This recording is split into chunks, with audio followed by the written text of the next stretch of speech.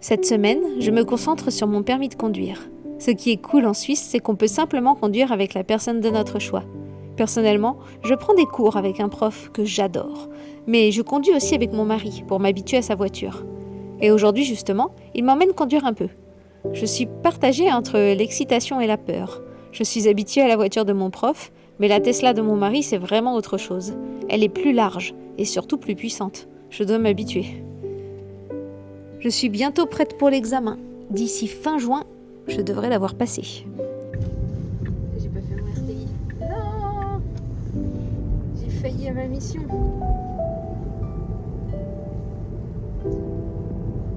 De retour à la maison, je suis seule.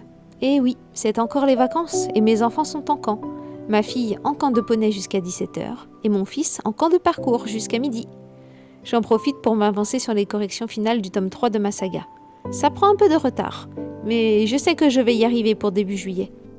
En parallèle, je ressors ma flûte. Cela faisait des années que je m'étais pas entraînée et je dois avouer que je n'ai pas trop perdu la main. J'hésite à m'inscrire à des cours. J'ai toujours aimé la flûte et ces derniers temps, j'ai trop envie d'apprendre la bombarde.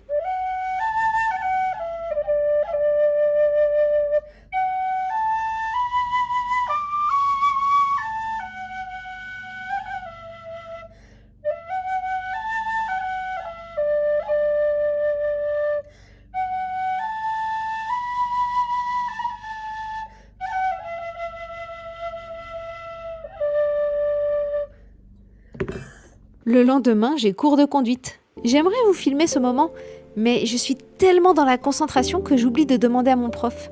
Ceci dit, peut-être vaut-il mieux garder ces moments privés.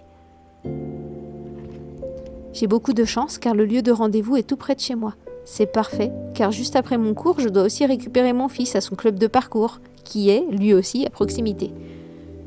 Au parcours, j'arrive un peu en avance et je découvre des enfants surexcités et mon fils tout content de s'être fait de nouveaux copains.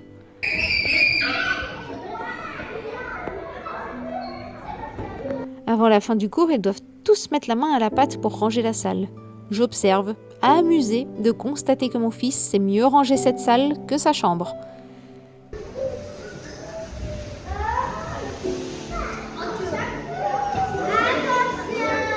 Et bien sûr, juste avant de partir, mon fils souhaite me montrer ce qu'il a appris, le salto arrière. Il est tellement fier de lui, et moi je suis rassurée qu'il fasse cela dans un bac à mousse.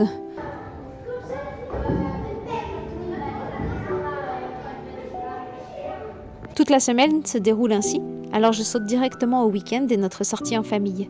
Nous avons prévu de rendre visite à mon beau-frère qui vit à Bâle. Mais avant de monter chez lui, nous passons par Berne pour une petite visite express. Berne, c'est la capitale de la Suisse. Je m'y étais déjà rendue il y a quelques années, mais mes enfants ne connaissent pas. Étant donné que ma fille commence à apprendre le suisse allemand à l'école, je me suis dit qu'il était important qu'elle aille voir à quoi ressemble ce coin. Nous sommes passés devant la maison d'Einstein, mais ce que nous voulions vraiment voir, c'était le Zeitglogge, une horloge astronomique qui date du XVIe siècle. Nous n'avons pas pu voir le petit carillon se mettre en marche, mais l'horloge est déjà bien assez impressionnante à elle seule. Qu'est-ce que t'as fait, Minato? Ah, Minato!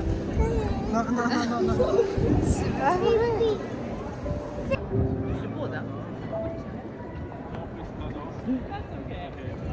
Tiens. Le bûcheron juste devant.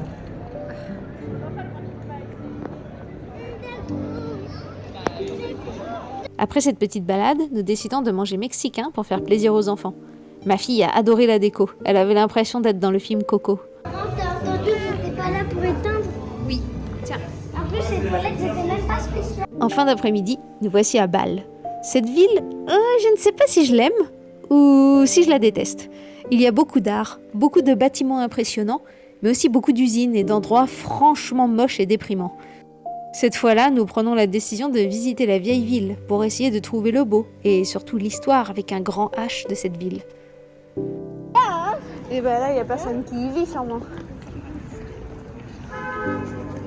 Mais vraiment, ça sert à quoi? Ça sert à pas pénétrer dedans?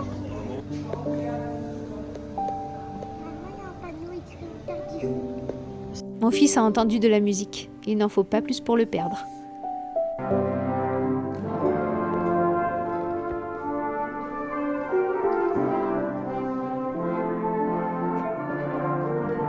Arrivé à l'hôtel, je sors mes trouvailles. Je n'ai jamais goûté la pâtisserie bâloise par excellence.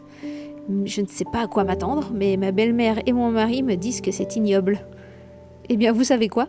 À la première bouchée, j'ai détesté. Mais finalement, il y a un côté très pâtisserie alsacienne de Noël, sûrement à cause de la cannelle. Et rien de si surprenant en réalité. L'Alsace n'est qu'à quelques pas de Bâle. Pour moi, c'est validé. Le lendemain, je suis la première levée et prête. Cet hôtel était d'un confort incroyable. J'ai rarement aussi bien dormi de ma vie, et à en juger par mon fils qui se tape une grasse mat de la mort, c'est sûrement aussi son cas. Je n'ai plus que mes cheveux à coiffer et je peux vous dire que c'est sportif. C'est terrible, ils font beaucoup de nœuds. Si vous avez des astuces, je suis preneuse.